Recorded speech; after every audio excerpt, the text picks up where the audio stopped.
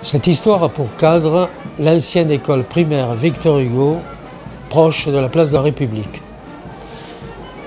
Parmi les instituteurs qui exerçaient dans cet établissement, il en était un qui avait cette particularité de donner des punitions aussi inattendues que variées.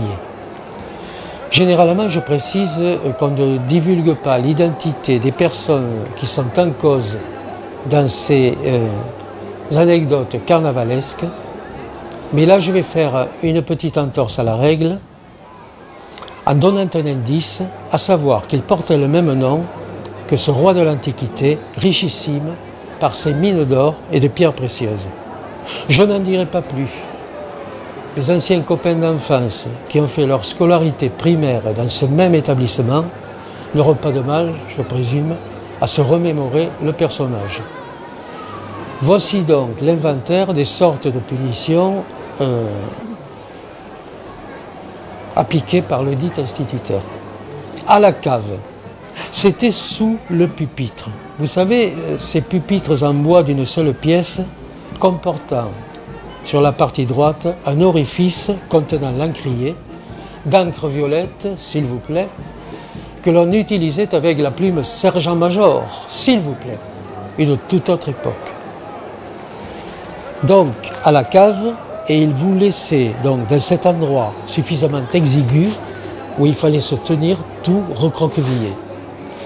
Il y avait également le premier étage en montant sur le banc sur lequel on s'asseyait. On pouvait encore gravir un palier en accédant au gratte-ciel, perché carrément debout sur le pupitre, et il vous laissait dans ces situations-là vous morfondre un quart d'heure, demi-heure, selon son humeur du moment. Il y avait également la mise au frigo, c'est-à-dire l'exclusion de la classe avec séjour momentané dans le couloir. Et puis, l'une des plus raffinées des punitions consistait en le jet du tampon. Souvenez-vous, si vous êtes de ma génération, et pour les autres, je vous explique, on écrivait à la craie blanche sur le tableau noir que l'on effaçait ensuite avec un tampon chiffon. Ce tampon était bien entendu gorgé de poussière de craie blanche et lorsqu'il vous envoyait ce projectile en pleine figure, vous vous retrouviez donc avec la mine bien saupoudrée, tel un Pierrot de Lune ou un Pierrot la Lune, on peut dire les deux. Il avait une telle dextérité dans ce lancement du tampon, depuis toutes ces années qu'il pratiquait la discipline. Ah, si on avait homologué le lancement du tampon aux Jeux Olympiques, il aurait à coup sûr été médaillé. Donc un jour où je faisais le couillon, je plaide coupable, j'ai essuyé, enfin si l'on peut dire, le jet de tampon et me voici la face blafarde, tel un Pierrot de Lune, à la grande hilarité de toute la classe. C'était un jour de Mardi Gras, il était environ 11h, 11h15, et comme vous ne l'ignorez pas, cette école étant à proximité de la place de la République, on entendait distinctement la musique de carnaval. Et lorsque l'instituteur, écrivant au tableau, était retourné, dès lors que j'avais le masque, eh bien je faisais carnaval, les bras en l'air, pour faire rire l'assistance. Ces rires l'ont alerté, il s'est retourné brusquement et m'a surpris dans ma gestuelle carnavalesque. Alors, sanction immédiate, dehors, dans le couloir. Seul dans le couloir, on s'ennuyait ferme, sauf à se raconter quelques histoires que l'on connaissait déjà, du reste. Mais comme on entendait toujours la musique, j'ai continué à faire carnaval, tout seul, là, dans ce couloir. Et puis, une idée m'est venue. Et si j'allais faire carnaval à la place? Ben oui, pourquoi pas, plutôt que de rester là, dans ce couloir. Et donc, arrivé sur la place, j'ai retourné ma blouse, oui, parce qu'à cette époque-là, on portait des blouses en classe. D'ailleurs, c'est pour ça que d'anciens élèves, génération 46 de cet établissement, ont fondé une association baptisée le Baby Blues. Donc je disais, j'ai retourné ma blouse de deux différentes façons. D'une part, de manière à ce que les coutures et la doublure soient apparentes, et d'autre part, en positionnant l'arrière de la blouse sur le devant du corps.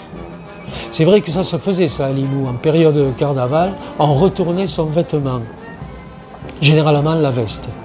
Et c'est dans cet accoutrement que je me suis fondu dans la mouvance des Goudils, submergé par un sentiment de liberté incommensurable et de fierté d'avoir transgressé l'autorité scolaire par un exploit que personne jusque-là n'avait jamais réalisé, en transformant et sublimant deux punitions saugrenues par un inoubliable tour de Fécos sous les couverts.